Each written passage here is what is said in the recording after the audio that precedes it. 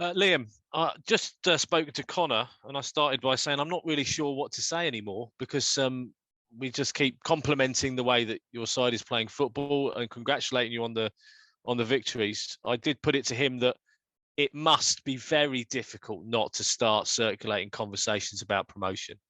What did he say? What do you think? One game at a time. We're not Yes. getting ahead of ourselves. Yes. It's worked, right?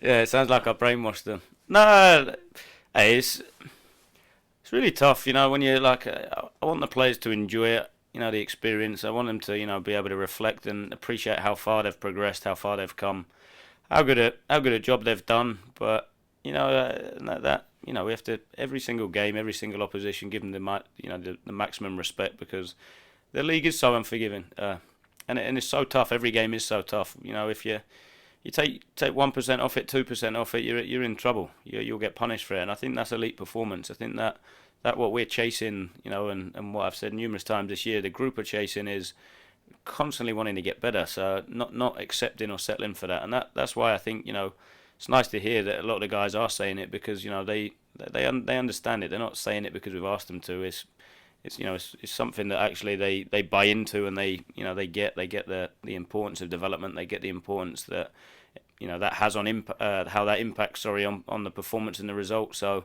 look, it's tough. I'm sure you guys are getting bored of speaking to me about it, but at the same point, I think it's what I like about the group. They're humble, they're grounded, and they're extremely honest. One of the conversations we had earlier in the season was about you and your staff helping the players develop the ability to make decisions on the pitch for themselves as the season went on. And it appears to me that your role, of course, your role is important, but your role. I know what's coming now. You know exactly what I'm trying to say. You're not needed, is what you're basically saying.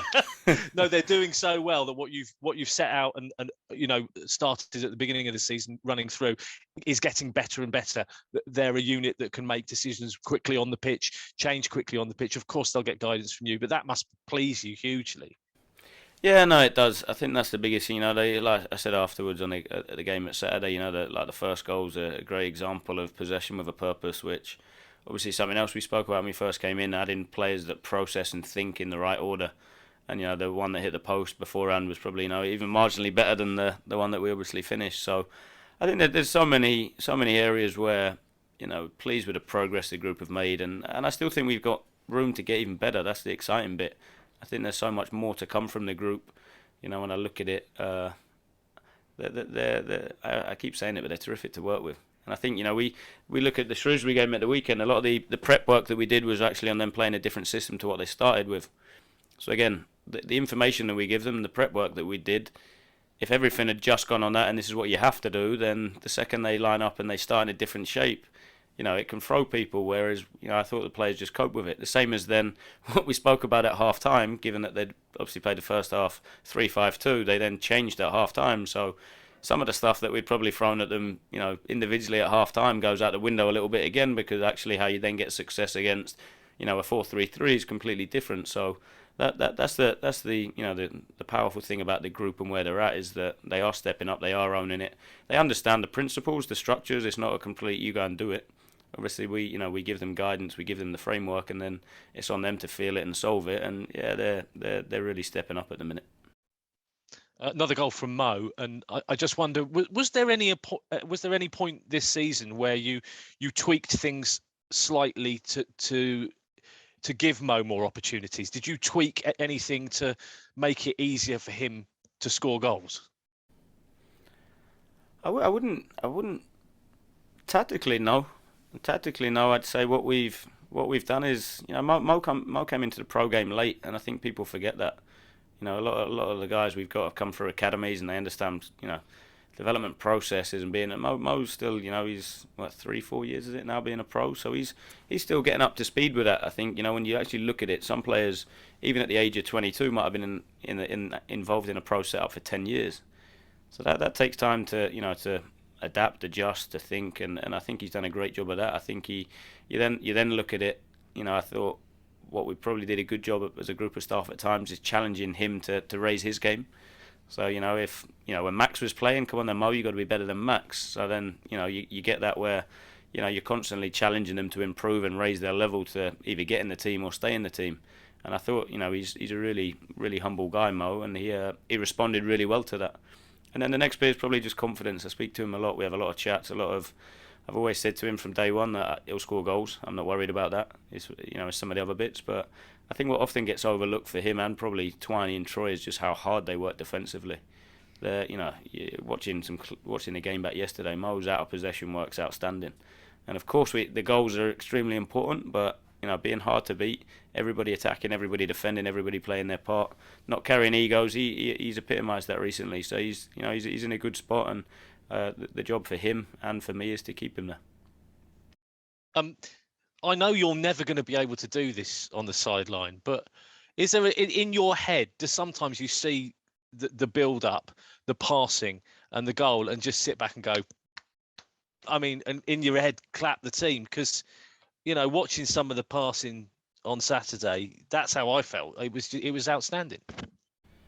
Yeah, I can guarantee I don't think I'll ever do that on the sideline, to be fair. But I think, look, I appreciate good football. Do you know what I mean? I think when players are brave enough, and I think that's probably the first word. It takes an element of bravery to play like that. You then, it's not off the cuff. It doesn't just happen. The players have to be proactive with their thinking. They have to, understanding the triggers of when to show. They have to get the detail right in the pass.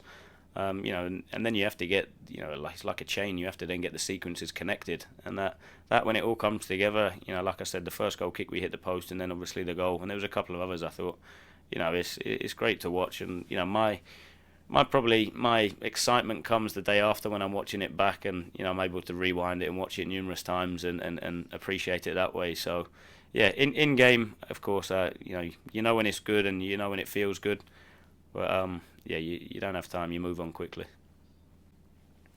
Crewe then next at Stadium MK, and one of those games that the fans and maybe some of us in the media will go home banker.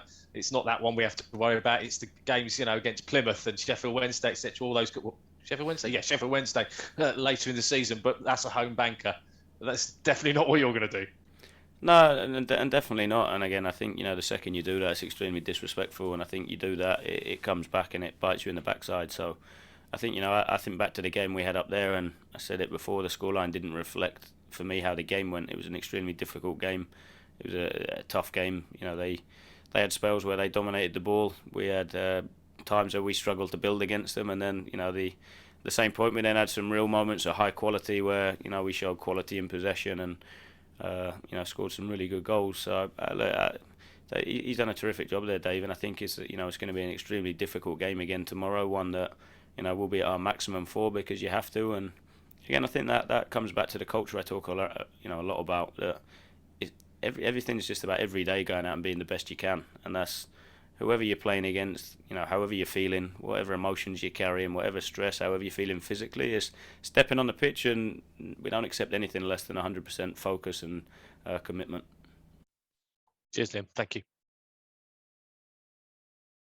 Against the side bottom of the league as well, and on the run they're on, there's always that fear of that backlash, isn't there? That all of a sudden they sense a little bit of an opportunity of survival and they go after you. Yeah, look, I think.